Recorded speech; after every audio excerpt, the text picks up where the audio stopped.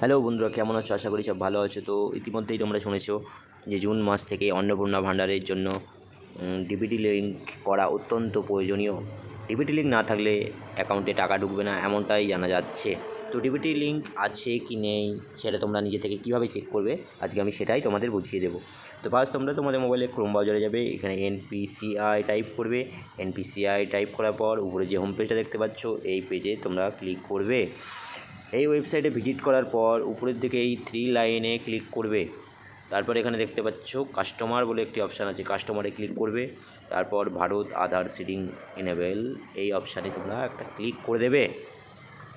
Click করার পর এখানে দেখতে পাচ্ছ আধার সিডিং, ডিসিডিং, অ্যাকাউন্ট ডিটেলস, আধার ম্যাপ স্ট্যাটাস, আধার ম্যাপ হিস্ট্রি, এখানে সব কিছু করতে পারবে। তো আমি আধার সিডিং করব। আধার সিডিংয়ে ক্লিক করার পর এখানে তোমাদের যে আধার কার্ডের সঙ্গে ব্যাংকের ডিবিটি লিঙ্ক করতে চাও কি করা আছে চেক করবে, সেটি তুমি এখানে টাইপ করবে। তো আধার নাম্বারটি দেওয়ার পর এখানে সিডিংয়ে ক্লিক করবে। সিডিংয়ে দেওয়ার পর তোমার যে ব্যাঙ্ক আছে সেটি সিলেক্ট করবে।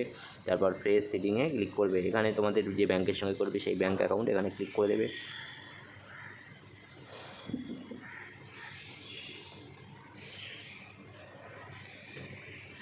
ব্যাঙ্ক অ্যাকাউন্ট ক্লিক করার পর একটু নিচের দিকে স্ক্রল করবে। এখানে দেখতে পাচ্ছ এই নিচে যে ক্যাপচাটি আছে, এই ক্যাপচাটি তোমরা দেখে দেখে এন্টার করবে। তারপর এই নিচে সাবমিট বাটনে ক্লিক করবে।